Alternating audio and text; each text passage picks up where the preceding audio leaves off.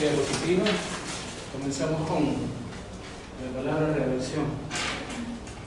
Cuando veamos esta palabrita redacción, acuérdense de dos palabras. Es decir, con dos palabras podríamos definir lo que es la redacción, ¿verdad? Una de estas palabras es orden y la otra palabra precisión, ¿verdad? Con orden y con precisión podemos redactar cualquier tipo de documento, ¿de acuerdo? Cualquier tipo de documentos, sean oficiales, sean empresariales, es decir, administrativos, comerciales, correcto, sean publicitarios, sean expositivos, cualquier tipo de documento. Entonces, el concepto que le hemos puesto aquí señala que redacción es el acto de expresar por escrito el pensamiento ordenado con la finalidad de obtener una respuesta. Eso es lo que buscamos al momento de redactar, ¿correcto? Y por consiguiente, esta respuesta tiene que ser la más favorable para el redactor. Muy bien. Entonces, lo hemos conversado anteriormente, lo recalcamos hoy.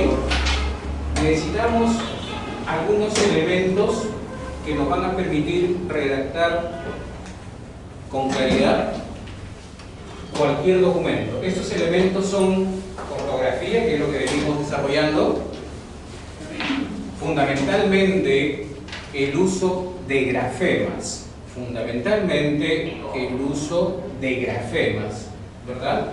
Saben ustedes perfectamente, también lo conversamos, el alfabeto español actual está formado por 24 fonemas, 27 grafemas y 5 dígrafos, ¿verdad? Entonces, tenemos que saber cuándo vamos a colocar cada uno de estos grafemas en el lugar que le corresponda.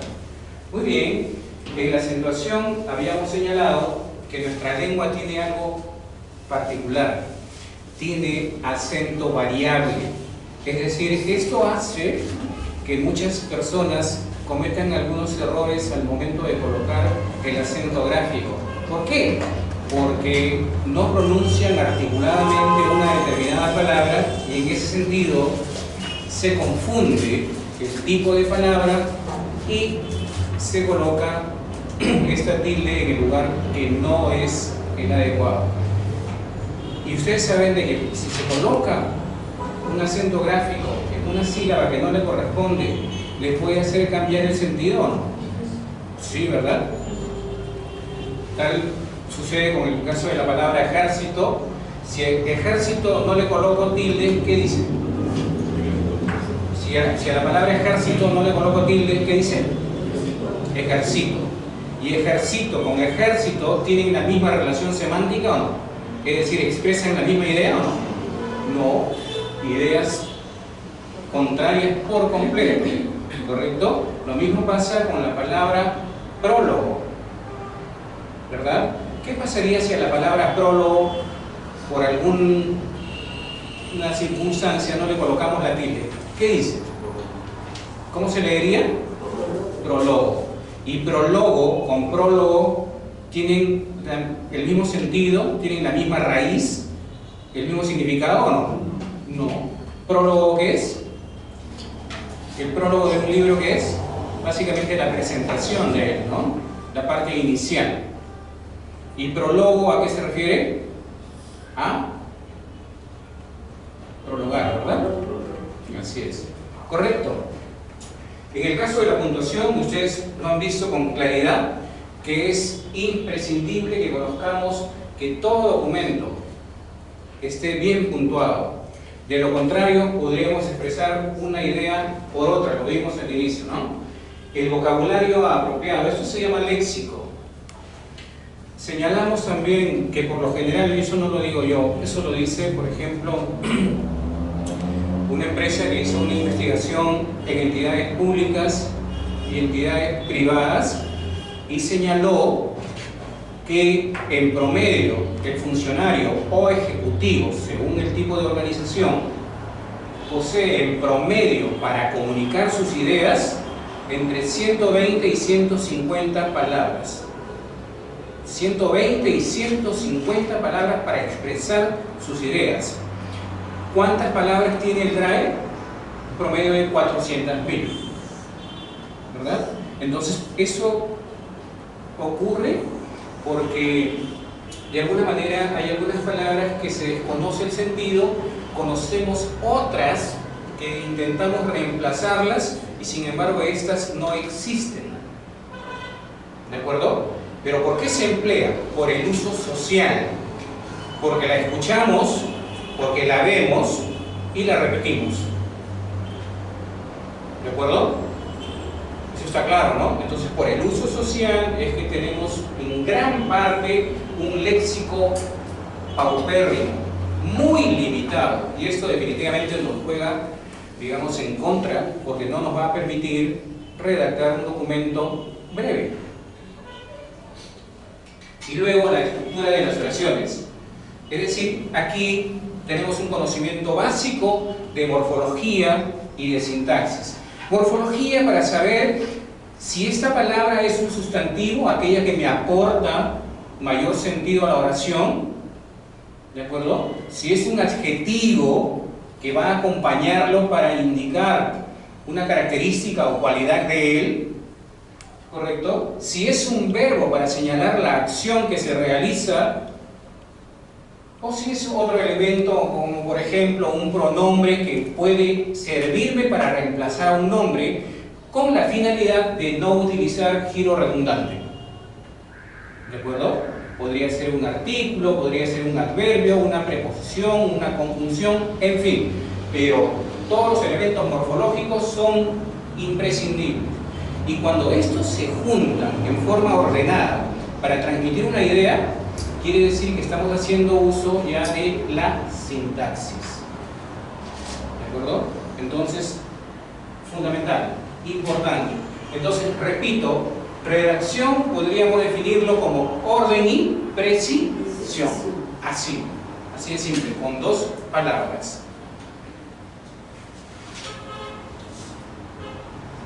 Dice, el estilo administrativo es el que debe imperar en la redacción oficial.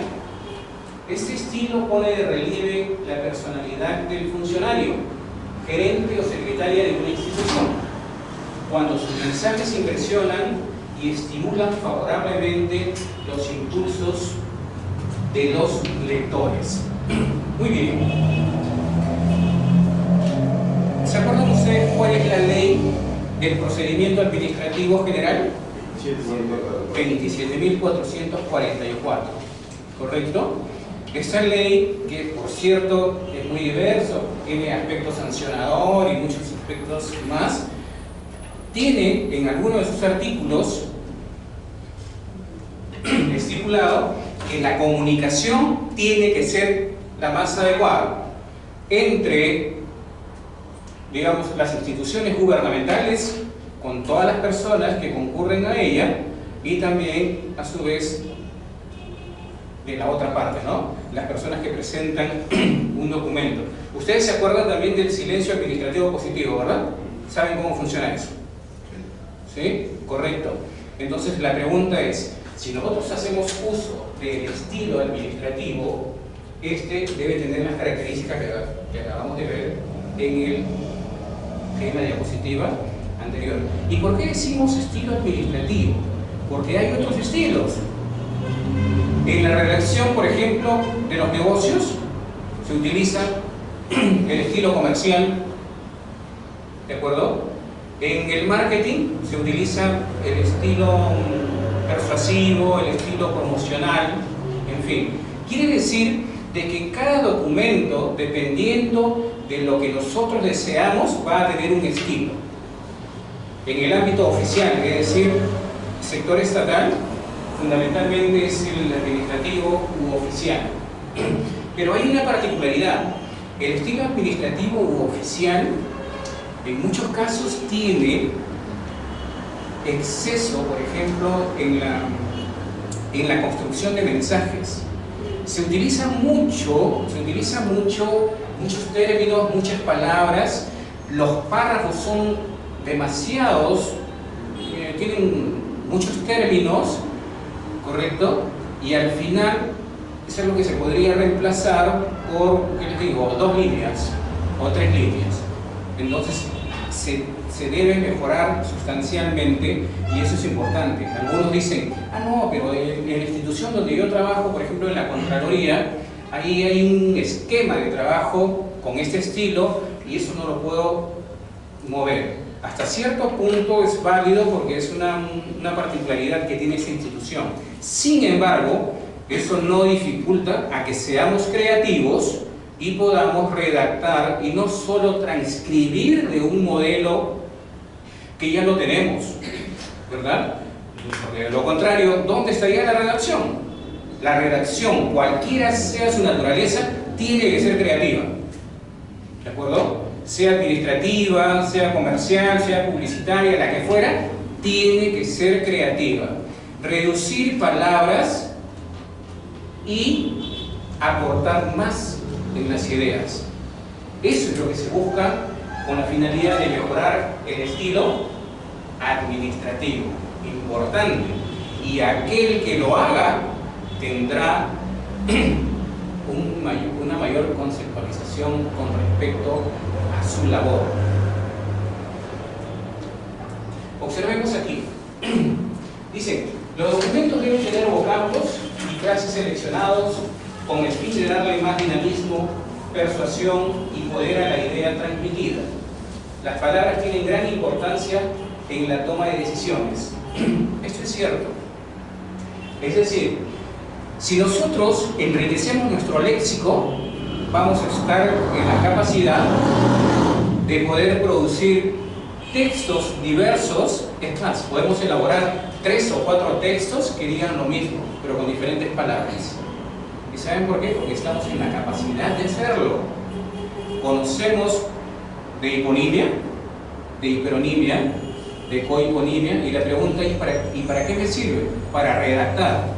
Lo vamos a ver también más adelante, ¿de acuerdo? Estos elementos gramaticales son muy importantes, ¿de acuerdo? Para redactar, repito, un párrafo, para redactar un texto, e incluso podríamos comenzar con una oración compuesta. ¿Sí? Muy bien.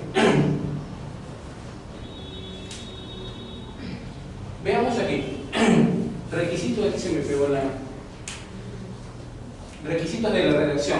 No me pongo características de la redacción porque considero que la redacción no tiene características. Algunos le llaman características vitales, complementarias. Eso no existe en realidad. La redacción realmente no tiene características, tiene requisitos. ¿De acuerdo? Quiere decir de que un elemento se convierte en requisito cuando es imprescindible para que se establezca, en ese caso, la redacción de un documento. Por ejemplo, si yo quiero elaborar una carta, un oficio, un informe, un correo electrónico, en fin, cualquier documento, yo necesito, definitivamente, necesito conocer cuáles son estos requisitos y saber o estar en capacidad de poder desarrollarlos de una forma rápida y precisa. ¿Correcto?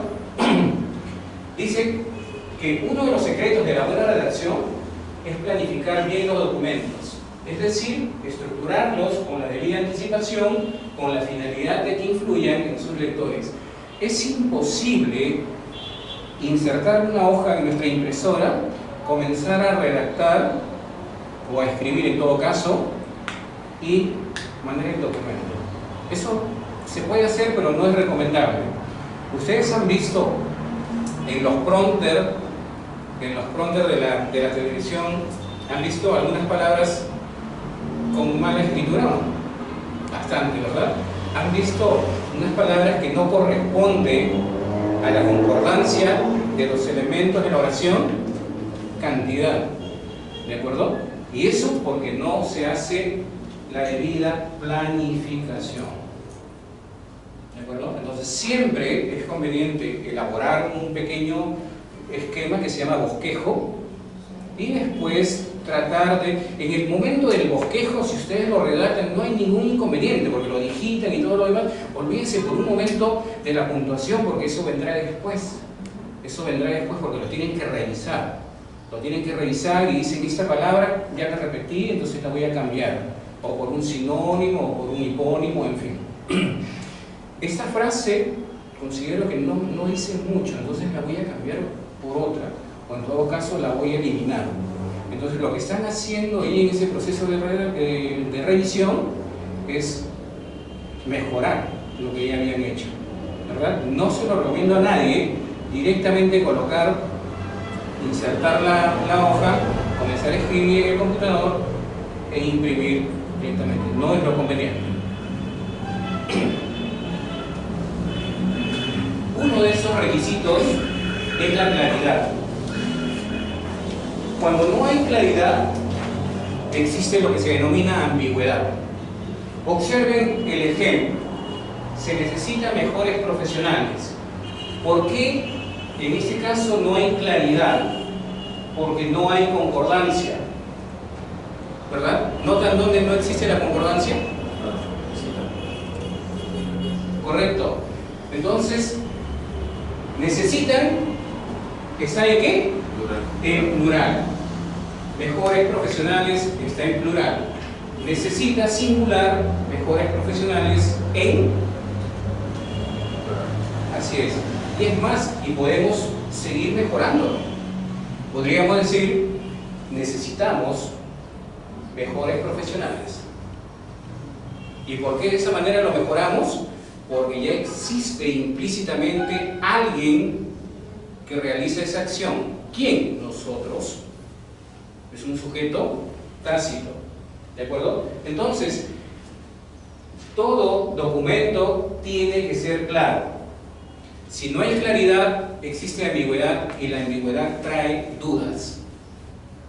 Cuando hay dudas, hay lo que se le llama interpretación.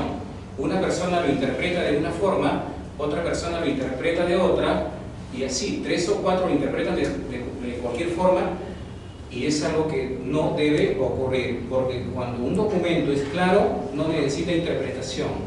¿Qué va a haber? Comprensión. Correcto. Observen aquí, imprecisión en palabras o frases. Dice, exponga las cosas como sucedieron. ¿Por qué es incorrecto? Porque se ha utilizado un vocablo que es muy genérico y en realidad no dice absolutamente nada. Estos vocablos, cosa, algo, parece, en fin, no dicen nada. Si dijéramos, la puntualidad es una cosa que todos debemos practicar, ¿estaría correcto o no? ¿Cómo reemplazaríamos entonces la misma idea, pero con mayor claridad? ¿Correcto? ¿Sí? ¿Podría ser también un valor? ¿Podría ser también? Claro, sí. Entonces le tenemos que dar el nombre correcto a cada palabra sin emplear términos imprecisos, vagos, inexactos, que no van a hacer otra cosa que, digamos, darle cierta incoherencia o imprecisión a las palabras o frases. Vamos a ver otro requisito. Uso indebido de los signos de puntuación, justo lo que estábamos viendo. Observen el primer ejemplo. La idea es buena, la realización mediocre.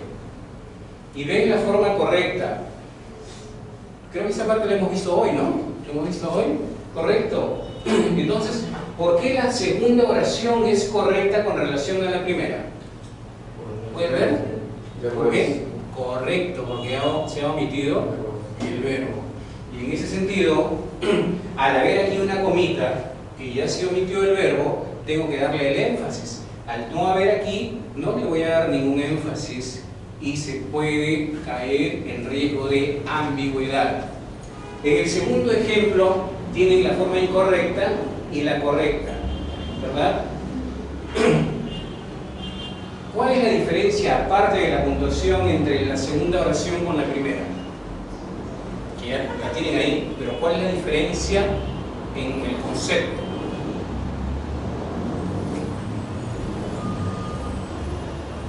¿Cómo se llama eso? ¿Cómo se llama eso?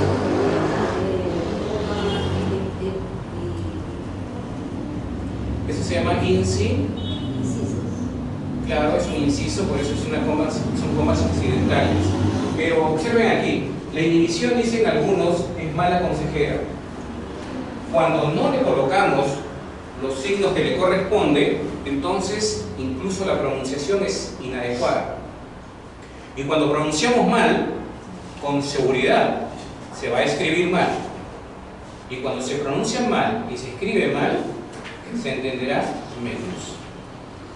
¿Correcto? Y la redacción clara y precisa es justamente para ello, para que la comprensión sea rápida y adecuada.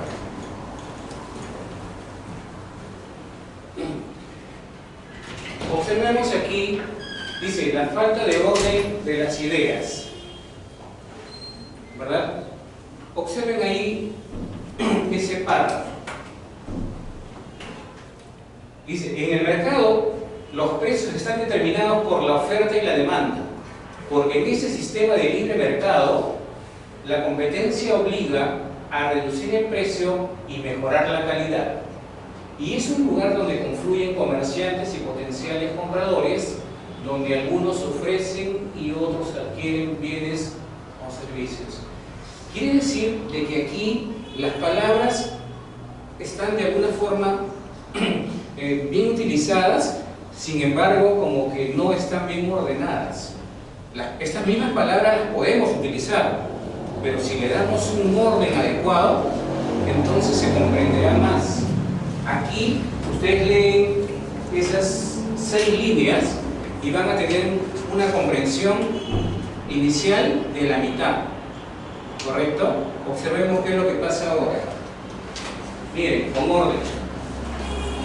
Comienza en orden lógico, en un orden natural. Así es, correcto. Miren, y se van a dar cuenta de lo siguiente. El mercado es un lugar público donde confluyen comerciantes y potenciales compradores. Estamos hablando de qué específicamente, del mercado, ¿verdad? Es decir, unos ofrecen y otros adquieren bienes o servicios cuyos precios están determinados por la oferta y la demanda, porque en este sistema de libre mercado la competencia obliga a reducir el precio y mejorar la calidad. Si yo les preguntara, ¿de qué estamos hablando en este segundo párrafo? ¿Cuál sería la idea? ¿De qué estamos hablando? Estamos hablando del mercado y algo en particular, ¿verdad? La competencia. Correcto. Estamos hablando de que hay dos elementos, ¿no? Unos venden, otros compran. ¿Y de qué más habla? El precio de perder. Correcto, correcto. Entonces, quiere decir de que cuando hay un orden estructural, la comprensión va a ser más adecuada y va a ser más rápida, ¿correcto? Por eso es de que cuando queremos comprender un texto, lo primero que tenemos que hacer es ver que el texto esté ordenado, esté bien escrito, esté bien puntuado, y esto nos va a permitir poder comprender con facilidad. Si esto no ocurre, entonces va a ser un poquito tediosa la lectura. ¿De acuerdo? Muy bien. Ahora, dice, presentamos algunas sugerencias para escribir con claridad. Número 1, lo conocen adecuadamente, ¿correcto? Saben cuál es el orden lógico, ¿verdad? ¿Me pueden repetir, por favor, cuál es el orden lógico de una oración? Es sujeto más objeto directo. A ver, la oración se compone de 2 elementos, sujeto y predicado, correcto. Entonces primero va el sujeto y después va el predicado, ¿verdad? Y ese predicado, ¿cómo tiene que ser ordenado también? Núcleo. directo. Correcto, el sujeto directo. El objeto indirecto, si es que lo tuviera. Y al final los circunstanciales. Correcto. Por eso son circunstanciales, ¿verdad? Porque de acuerdo a las circunstancias que se presenten. Muy bien, correcto. Y se utilice correctamente el verbo. ¿Se acuerdan que también en la sesión anterior vimos algunos verbos, no? Claro. Verbos conjugados para la redacción. Es importante. ¿Se acuerdan ustedes que vimos algunos verbos en la sesión anterior que en muchos casos se utilizaban en forma incorrecta? Entonces, eso lo debemos tener siempre presente. Los verbos tienen que estar bien escritos, bien conjugados y utilizarlo en la forma adecuada. Habíamos señalado también de que en las estructuras oracionales los únicos enunciados que llevan punto son las oraciones. Y para que un enunciado sea oración, debe tener necesariamente un verbo conjugado, ¿verdad? Si yo dijera buscar el diccionario en el segundo piso, ¿debe terminar en punto o no? Buscar el diccionario en el segundo piso, ¿ese enunciado debe terminar en punto? No. ¿Correcto? ¿Por qué no debe terminar en punto? Porque no es oración. ¿Y por qué no es oración? Porque no hay verbo conjugado. Buscar no es un verbo conjugado. Es una forma no personal del verbo, se llama infinitivo, y por consiguiente, si este elemento no puede ser núcleo de predicado, sencillamente no hay oración. Y si yo digo, busca el diccionario, ¿terminará en punto o no? Sí. Es más cortito, que termina en punto, porque es oración. Busca, verbo conjugado. Correcto. Orden lógico de la oración, esto ya lo tenemos, lo voy a pasar porque ya lo tenemos. Eso también ya lo tienen. Ahí se puede apreciar lo que veíamos, ¿no? Correcto, pero eso lo conocen muy bien ustedes. El funcionario sujeto presentó un informe al director ayer, viene a ser el predicado. Sujeto, predicado, el verbo conjugado es el núcleo. Yo quiero saber cuál es el objeto directo, le pregunto al verbo conjugado, ¿qué cosa? Entonces digo, ¿qué cosa presentó? Me responde automáticamente, un informe. ¿Correcto? ¿A quién? ¿Para quién? ¿Quién se beneficia con el informe? Al director. Objeto indirecto es el que se beneficia. ¿Cuándo? Ayer, circunstancial.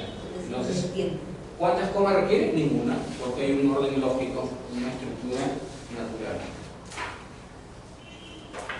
Si alteramos el orden lógico, varía la puntuación. También lo hemos visto, ¿no? ¿Sí? Ayer el funcionario presentó un informe al director. Presentó el funcionario un informe al director ayer. Y por último, un informe. El funcionario presentó al director ayer.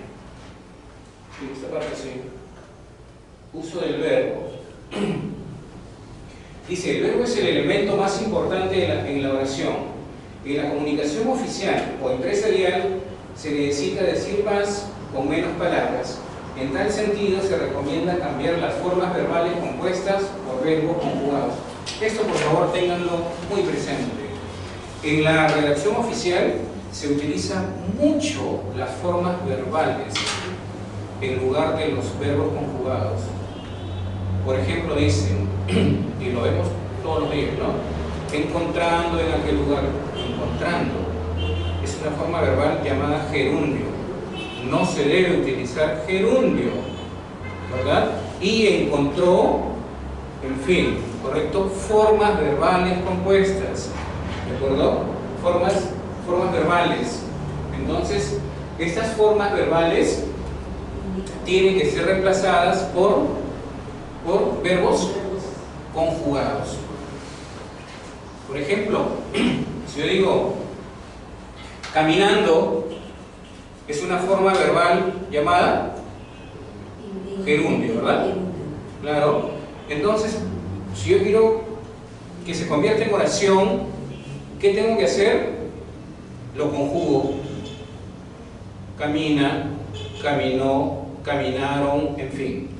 ¿De acuerdo? Pero tengo que emplear la forma conjugada.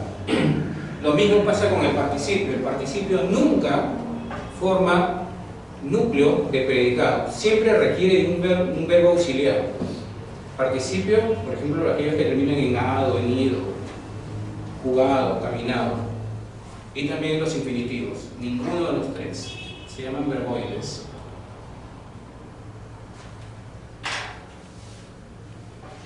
Observen aquí. El gerente ha remitido la orden de compra y ha girado el cheque correspondiente. Observan la primera frase, dice ha remitido, correcto, ha remitido. Ahí tenemos un participio, terminación ido, y el auxilio de un verbo auxiliar, verbo haber. Entonces los dos juntos sí pueden formar un núcleo de predicado. ¿De acuerdo? Y aquí dice, ha girado. Lo mismo, verbo auxiliar, haber, más un participio. Entonces, observen la oración número 2. Se ha cambiado la forma verbal por un verbo conjugado. Es más ágil, más comprensible, y a su vez, cuando escribimos menos, pero lo hacemos con precisión, quiere decir que le vamos a facilitar la labor a nuestros lectores. Ellos van a comprender con facilidad y rapidez la idea que queremos transmitir. Dice, las dos oraciones anteriores tienen el mismo sentido, pero la segunda le da más agilidad, rapidez y comprensión al mensaje. Entonces, acuérdense de esto, por favor. Utilicen verbos conjugados en lugar de formas verbales compuestas. ¿De acuerdo? Olvídense de los verbos auxiliares, no aportan mucho a la redacción. La brevedad. Dice, en las instituciones modernas se busca optimizar el tiempo. Por lo tanto, la redacción debe ser breve, clara y completa. Las ideas expresadas en párrafos cortos son preferidas por los lectores porque facilitan la comprensión, mientras que aquellos que tienen demasiadas palabras hacen aburrida la lectura. Recuerde, la comunicación breve y directa es la mejor. Decíamos hace un momento que vamos a encontrar párrafos que tengan 8, 9 o 10 líneas. Lo recomendable es que un párrafo no exceda a 5 o 6 líneas. Es lo recomendable. ¿Por qué? Porque con 5 o 6 líneas podemos transmitir una idea cabal, una idea completa. Y si yo quiero dar a conocer algo más, entonces sencillamente, ¿qué es lo que debo hacer? Colocar otro párrafo y le voy a colocar otra idea. Yo puedo transmitir varias ideas, pero no debo transmitirlas en un solo párrafo. Si quiero transmitir 3 ideas, voy a tener 3 párrafos. Una idea, un párrafo. ¿De acuerdo? Una idea por párrafo. La idea, por ejemplo, yo la puedo ampliar. Una oración simple la puedo convertir en compuesta. Le agrego, por ejemplo, un adverbio y unos adjetivos y tengo 3 o 4 líneas, pero tengo una idea clara. ¿De acuerdo? Repito, nunca colocar 2 ideas en un párrafo, porque de lo contrario, el lector al final no comprende con claridad lo que se quiere transmitir.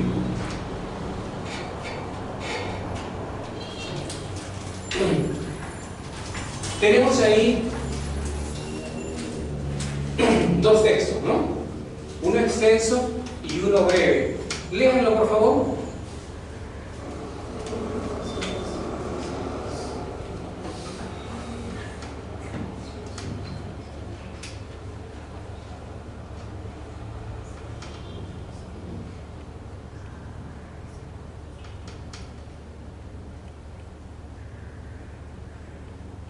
¿Cuántas líneas tiene el extenso?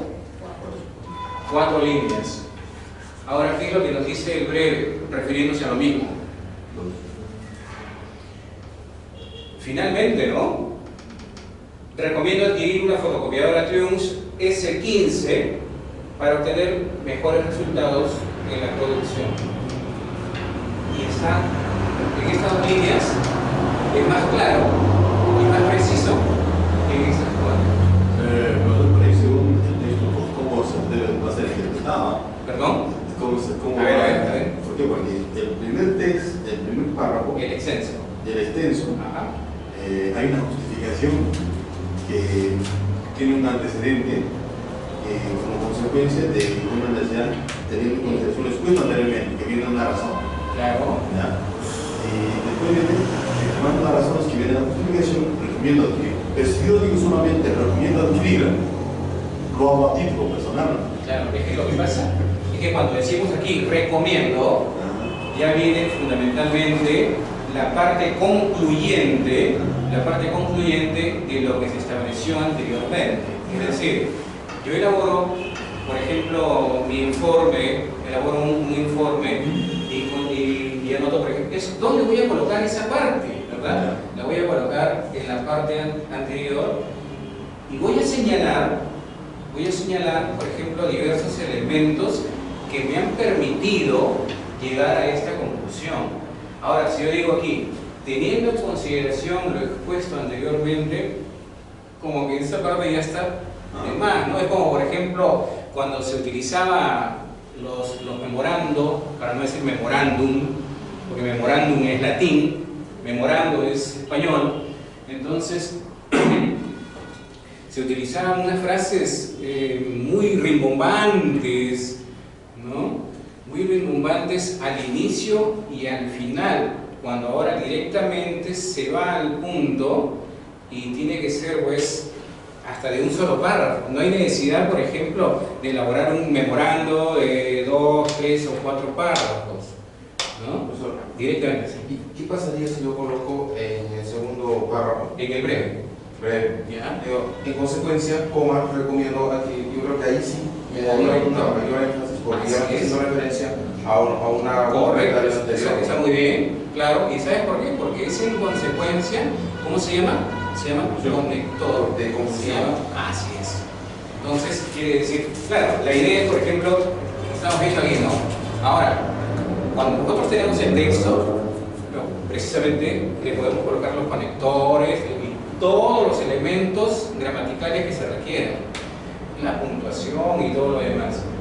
Pero es vital. Y aquí tenemos, por ejemplo, dos elementos concluyentes. Pero, por ejemplo, teniendo en consideración lo expuesto anteriormente, como se escucha y se ve en el sector, digamos, oficial, ¿no? Vamos a ver una cantidad impresionante. Tanto es así que mis amigos los abogados, en una oportunidad que estuve, lo visité ahí en la avenida Santa Cruz, estuvimos conversando ahí, porque tuvimos una sesión y en la primera conversamos y le decíamos, y yo les decía, pues,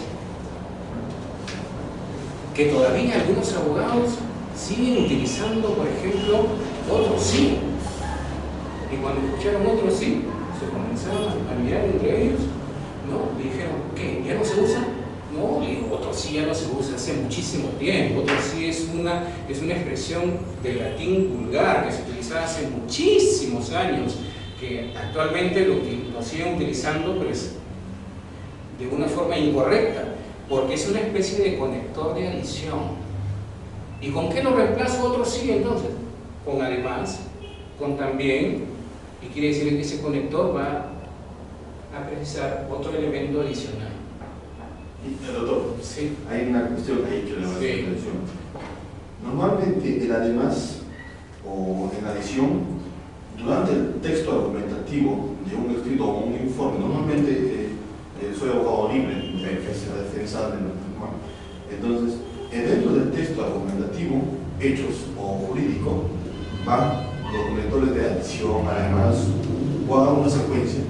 El otro sí es un aspecto relacionado totalmente distinto a la fundamentación de lo que es el fundamento de la demanda o lo que igual.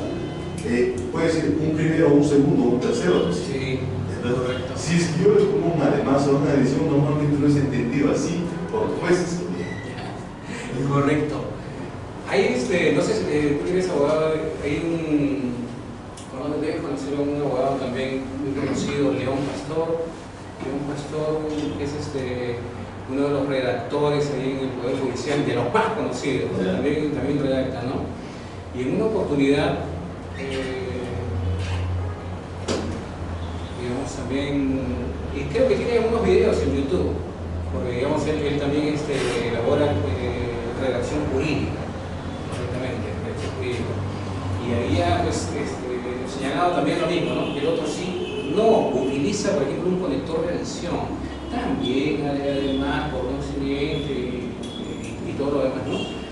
Y habían hecho algunos comentarios y él, mira, qué bueno, ¿no? O sea, por ejemplo, él es abogado, no recuerdo de qué especialidad, pero le detalló y todo lo demás, y le dijo que el otro sí también pertenece, por ejemplo, a la forma de latín antiguo, y que por consiguiente ya en otros lugares, como por ejemplo en Chile, en Argentina, en Ecuador, en Bolivia, en México, casi el uso ya es muy pequeño, pequeñísimo con relación, por ejemplo, a años anteriores.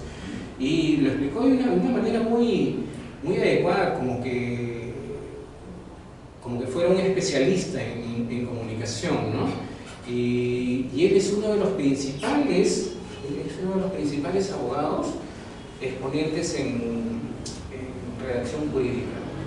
Creo que es León Pastor, si no me equivoco. Creo que León y Pastor son los apellidos. Lo puedes buscar, ahí en internet y te va a dar una bonita apreciación. Interesante. Pero eso de los elementos conectivos definitivamente te van a decir más, porque como abogado sabes de que el derecho se fundamenta pues en el derecho romano, ¿no? Utiliza mucho latín, bastante latín, ¿no? Entonces hay... Sí, se puede utilizar, aunque digamos específicamente la lengua española dice, la nueva gramática dice que se debe utilizar los términos castizos. Por eso les decía memorando y no memorándum, currículo y no currículum, ¿no? Referendo y no referéndum, en fin, ¿no? Porque debemos utilizar las palabras castizas. Más bien cuando el extranjerismo, en este caso el latín, no tiene una equivalencia en español, se llama extranjerismo puro. Y en esos casos sí se puede utilizar. Pero cuando tiene un equivalente en español, está de más emplearlo, ¿verdad? Y en el caso, y volviendo al otro sí, por ejemplo, se debería utilizar, y como una recomendación también de la Real Academia, utilizar los términos netamente castizos, ¿verdad? Entonces, ¿qué vamos a encontrar conceptos ahí? Sí, lo vamos a encontrar, claro. Otro sí, que quiere decir cuando vamos a añadir otro párrafo para sustentar y todo lo demás. Sí, definitivamente. Pero esa es la idea, ¿no? ¿Correcto? Entonces, volviendo aquí, tenemos que ser lo más breve, pero ojo, sin omitir detalles importantes, porque podemos ser muy simples, muy breves, pero omitimos por ahí alguna palabrita, algún vocablo o algo así, y como que le quitamos sustancia al texto. Hay que tener mucho cuidado. La cortesía es importante en todo tipo de documentos, sea administrativo, sea comercial, sea oficial, de cualquier tipo.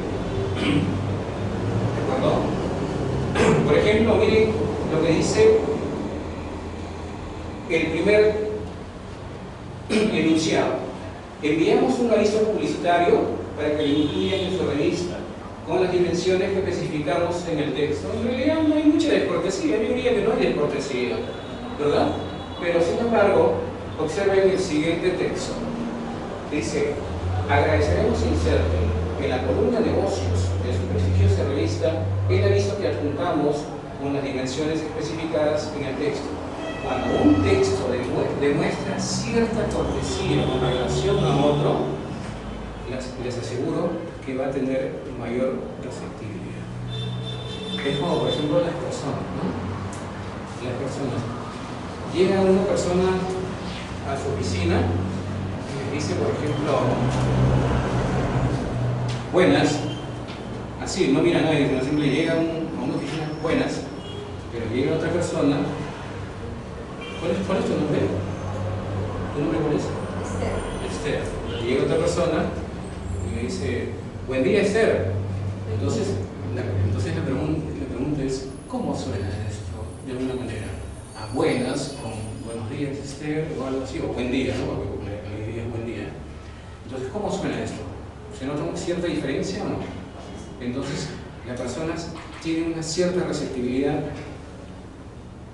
hacia la persona que se comunicó inicialmente. Sí, lo mismo pasa en las comunicaciones escritas. La cortesía es fundamental, es muy importante. Y una palabrita o una frase puede hacer que la receptividad mejore o no. Hay que ser natural también. Miren aquí el estilo natural, es el que emplea un diálogo formal, no el usado con familiares o amigos. Ese estilo se emplea, por ejemplo, en las revistas y diarios que presentan solvencia y seriedad periodística. Bien, sin emplear términos rebuscados o palabras exageradas, porque eso en realidad no es lo más adecuado, ¿correcto?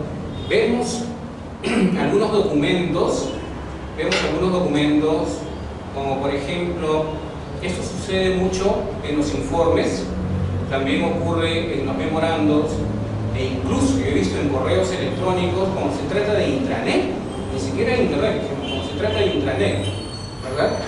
Con términos que no son nada naturales y por consiguiente no hay ese ambiente amigable de reciprocidad en la comunicación escrita, ¿no? Entonces tiene que haber, el documento tiene que ser lo más natural posible, sin términos rimbombantes, sin tecnicismos, sin, voy a decir esta palabra como para que digan que qué bonito habla, qué bonito escribe, conoce bastante. Eso no. El otro día escuché, por ejemplo, una palabra que, por cierto, está en el Drive. Estaba en una entrevista y esta persona a la cual estaban haciendo una entrevista dijo, reculo de mi opinión. Yo les pregunto, ¿qué será el reculo? Pero no todas las personas saben reculo. Entonces la persona que escucha y no sabe qué significa esta palabra, ¿qué dijo? ¿No? O algo así, como que no le queda bien, y para él empleó esa palabra como para que digan, caramba, esta persona que no tiene léxico, pero no suena agradable, ¿no? No porque por el término en sí, sino porque está empleando una palabra que la puede reemplazar por otra más sencilla, más simple, y que, digamos, la puedan comprender con facilidad. Me dejo entender a lo que hablamos de naturalidad, ¿no? Palabras sencillas, palabras simples, con la finalidad de poder transmitir una idea clara. A eso nos referimos. Mensaje confuso, refiriéndonos a lo anterior. A ver, lean por favor, mensaje confuso.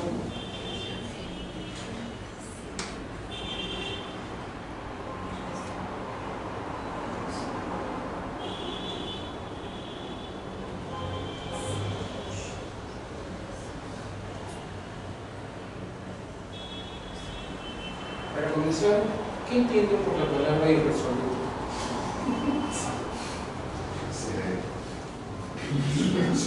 Irresponsable, ¿no? Claro, o sea, como que resoluto de resolución y, es decir, prefijo de negación, como por ejemplo legal, le pongo y legal lo contrario, ¿verdad? Entonces como que no es responsable, es un irresponsable, efectivamente. ¿Y qué tienen aquí por exento? ¿Qué es exento? Perdón.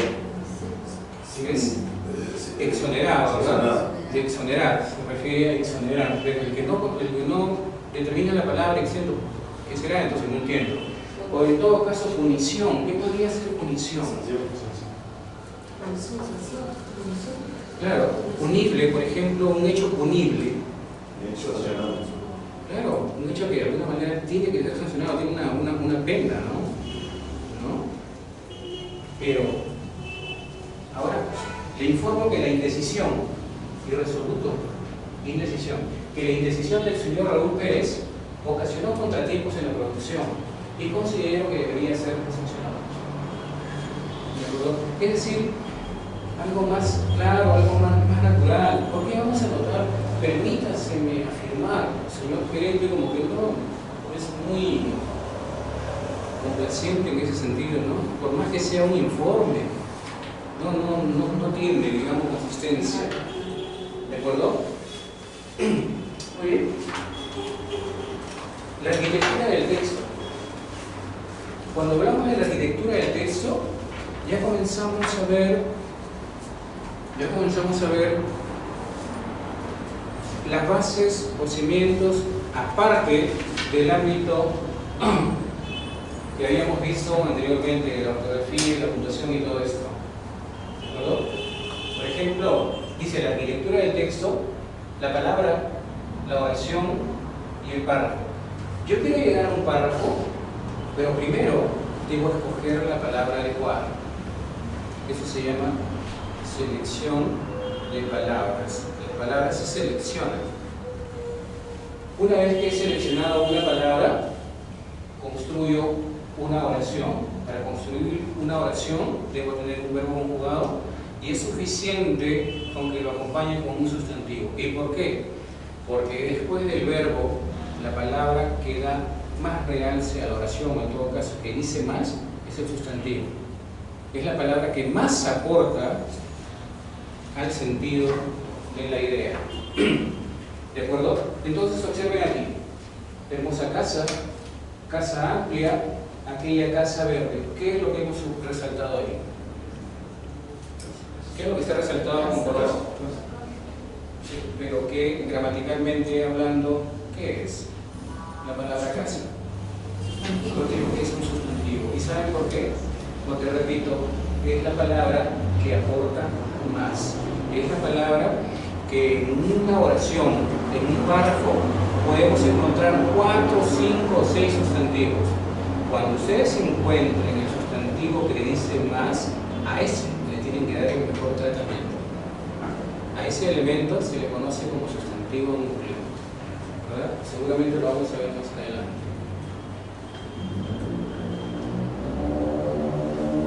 Bien. ¿Me dicen leer, por favor?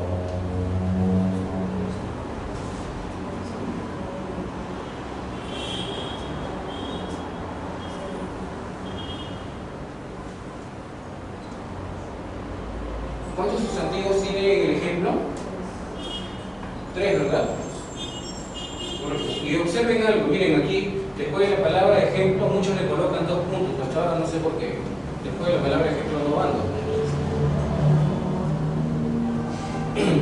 Dice, el gerente firmó el cheque para comprar una computadora. ¿Verdad? Hay 3 sustantivos. ¿Cuál consideran que de los 3 es el núcleo? De acuerdo con el concepto que tiene ahí, que el sustantivo es el que dice más, pero ¿cuál consideraría que de los 3 es el núcleo? Gerente, cheque, computadora. Gerente. Vamos a ver. Dice gerente y ¿cuál sería? Computadora. ¿Lo vemos? Dice, la oración presenta 3 sustantivos. Computadora es un sustantivo núcleo, debido a que le da más importancia a la idea dentro de la oración. ¿Qué se va a comprar con el cheque que firmó el gerente? Una computadora. ¿De acuerdo? El gerente es el que va a firmar el cheque, el que va a autorizarlo y todo lo demás. Pero porque existe un requerimiento, existe una necesidad. Sin necesidad, el gerente no firma absolutamente nada. Entonces, el sustantivo núcleo es el elemento que, digamos, debemos cuidarlo bastante y debemos tenerlo siempre presente en el momento de nuestra redacción, cualquiera sea su naturaleza. Dice, de la palabra a la oración.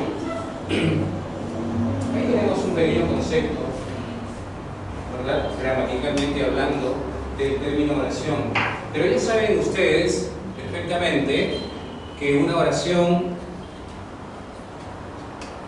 se establece solo con un verbo conjugado. Sin embargo, observen el ejemplo. Dice, Carlos es sociólogo. ¿Hay una oración o no? Sí. Él es un buen profesional. ¿Hay oración? Sí. Todos lo respetan. ¿Hay oración o no? Sí. Hay 3 oraciones. ¿Correcto? Aquí hay 3 oraciones. Por eso que se han separado ¿con qué? Con puntos. ¿De acuerdo? Entonces, observen aquí cómo este pronombre personal se está refiriendo a Carlos. Y aquí dice, todos lo respetan. ¿Cuál de esos elementos se refiere a Carlos? En todos lo respetan. ¿Cuál de las 3 palabras se refiere a Carlos? Miren, aquí el pronombre personal tónico, él, por eso está con tilde, se refiere a Carlos. Carlos es sociólogo. Carlos es un buen profesional. Todos lo respetan. En todos lo respetan también hay una palabra que se refiere a Carlos. ¿Cuál es? ¿Cuál es? Esta. No. Todos lo respetan. ¿A quién respetan? A Carlos. Este es un pronombre. Y este pronombre se refiere al nombre. ¿Verdad? Entonces quiere decir de que aquí lo que estamos haciendo es construir, y es más, podríamos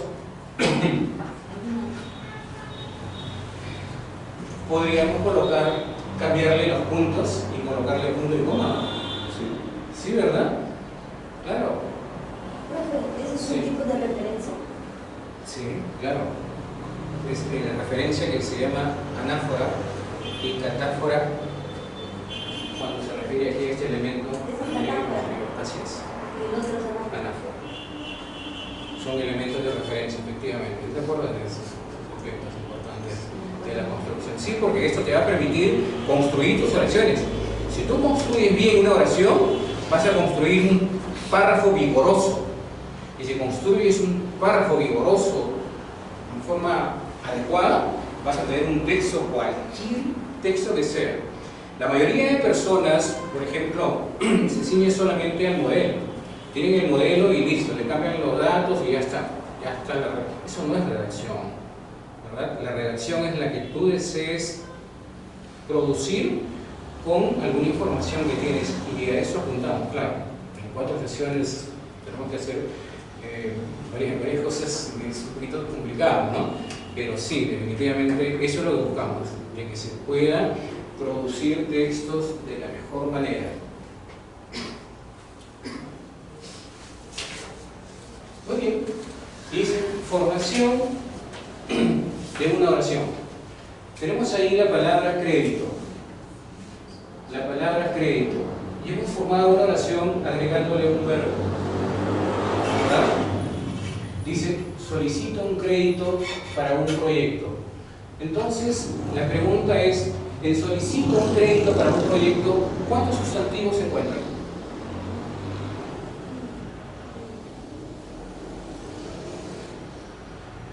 ¿Cuántos hay en la oración? ¿Cuántos sustantivos? O sea, sustantivos vienen a ser los nombres, ¿verdad? Los nombres. Por ejemplo, nombre, libro, nombre, plumón, nombre, pizarra, son nombres, ¿correcto? Solicito un crédito para un proyecto, tiene 2 sustantivos. Crédito y proyecto. ¿Y cómo sé que proyecto es un sustantivo? Es muy fácil. Si te acepta, por ejemplo, un determinante, un posesivo, automáticamente sabes que es un sustantivo. Por ejemplo, el proyecto, mi proyecto, tu proyecto, ese proyecto, aquel proyecto, nuestro proyecto, ¿verdad? Acepta determinante consiguiente es un nombre. Y si es un nombre, es un sustantivo, ¿correcto? De estos dos sustantivos, ¿de cuál estamos hablando en términos generales? ¿Del proyecto o del crédito? El crédito. Entonces el crédito será al que le vamos a dar más énfasis al momento de construir nuestra oración. Y esta oración la podemos convertir en un párrafo, porque lo que podemos hacer, y lo vamos a ver más adelante, es cómo extendemos las oraciones, cómo una oración simple la convertimos en compuesta y cómo le agregamos algunos elementos extensivos para que exista lo que se llama cohesión y coherencia, ¿verdad? Eso es importante, porque una palabra la vamos a convertir en párrafo, ¿correcto? Una palabra la vamos a convertir en párrafo y una palabra después la vamos a convertir en texto, porque va a girar en torno a ella.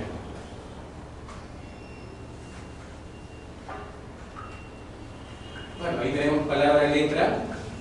Envié la letra a su oficina. Quiere decir de que con esa palabra, letra, podemos formar 1000 oraciones, ¿verdad? 1000 oraciones, probablemente más. Envié la letra a su oficina. ¿Cuántos nombres de sustantivos hay? Dos. ¿Y el otro cuál es? Oficina. Bien.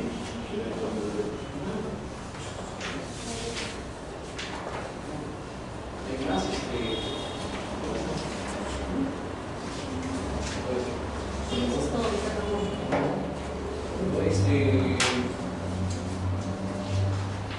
Porque de aquí vienen, por ejemplo, las oraciones activas y las oraciones pasivas.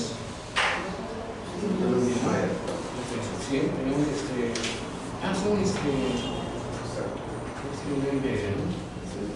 bueno, faltan 5 minutos.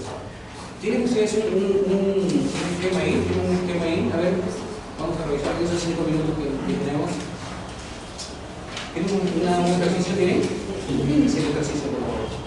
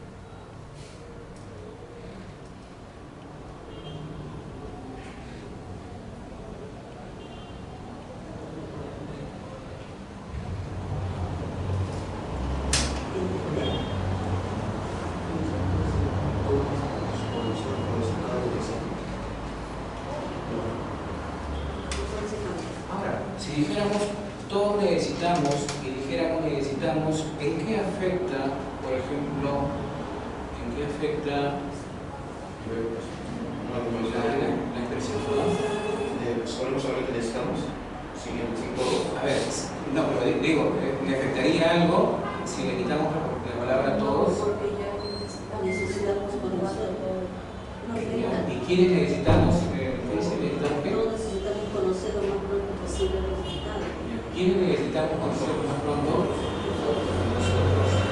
Y cuando decimos todos, ustedes han escuchado esas expresiones, todo el Perú está de acuerdo con mis opiniones. Sí. ¿Han escuchado algo así? Sí, eso es falacia, la realidad. Correcto. Entonces como que de alguna manera pues, no tiene ningún sentido. Es una mentira. Así es, definitivamente. ¿Verdad? Hay algo que podemos... ¿Cómo podría quedar mejor? A ver, analícelo. Necesitamos conocer todos salir o saber. Claro, porque digamos nosotros... Pero necesitamos estar conjugados.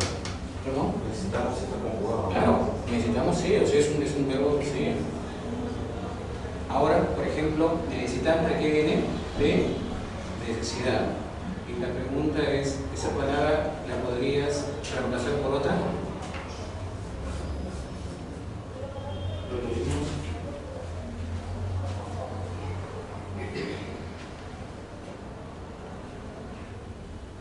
Sí, o sea, hay varias formas de cambiarla, ¿verdad? Pero siempre y cuando le demos la mayor claridad posible, sin emplear más palabras para decir lo mismo. Por ejemplo, ¿cómo quedaría finalmente, ¿qué hora es? ¿En la 4, creo? Sí. ¿Cómo lo ordenarías esa expresión?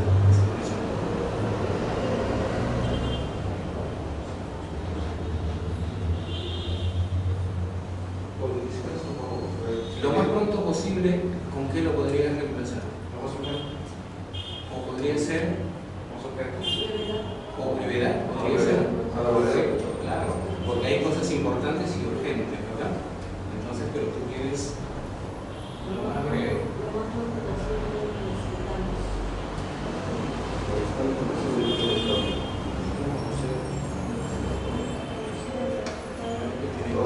Todos necesitamos conocer la brevedad del resultado. Sí, claro. Pero ojo, a la brevedad no, con la brevedad. Eso se llama solecismo, cuando cambiamos una preposición por otra, ¿no? Es como, por ejemplo, hay muchas personas que dicen abonar a la cuenta, no, abonar en la cuenta. Esa es la forma correcta.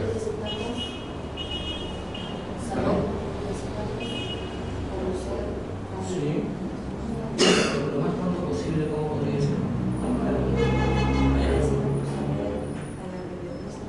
No, es con la brevedad. Con la brevedad. Ustedes saben, como le decía, ¿no?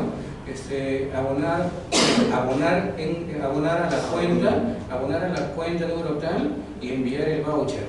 ¿Cómo sería la forma correcta? Abonar a la cuenta y enviar el voucher. ¿Cómo sería la corrección? Abonar en la cuenta y enviar el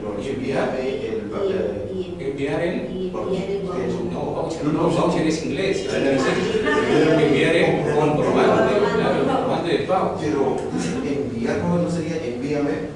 También, o envíenos, claro. Porque si digo, y visto el correo, utilizan en varias ocasiones, se utiliza favor, ni siquiera por favor, favor, enviar los documentos. Correcto, entonces ahí no está incorporado, así es. Porque no sabe quién se dirige. Así es. Siempre utiliza eso que utiliza, incluso por ejemplo, ni siquiera por favor, utiliza favor enviarlo. ¿Has escuchado, por ejemplo, en primer lugar, agradecer, no sé qué, ¿de cuánto? Agradecer. No, es un infinitivo. Es un infinitivo. Agradecemos, agradezco, lo que fuera, ¿no? Pero verbo jugado, no infinitivo, ni gerundio, ni participio. Acá para cambiar está Claro, un stand, que es también en inglés, fundamentalmente es como una tienda, pues, ¿no? Sí, es una tienda pequeña. Mall, es, por ejemplo, un mall es un centro comercial. Claro. parcial, También está el timón. Ahora, sí, repito, si esas palabras no tienen equivalencia en español y son extranjerismos crudos, entonces se tiene que colocar, como por ejemplo la palabra marketing. Pero si colocas un extranjerismo crudo, tienes que colocarla, acuérdense de esto. Si colocan un extranjerismo crudo, porque no tiene equivalencia en español, tienen que colocarle en cursiva. ¿De acuerdo? Sea el documento que sea oficial, administrativo, empresarial, militario, el que sea. Pero cuando es extranjerismo crudo, cuando no tiene equivalencia en español.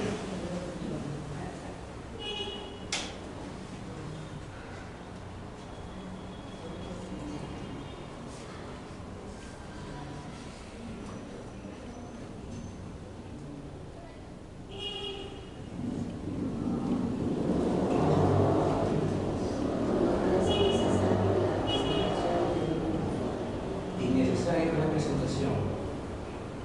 La presentación, ¿en qué está? ¿En femenino o masculino? Femenino. ¿Innecesario en qué está?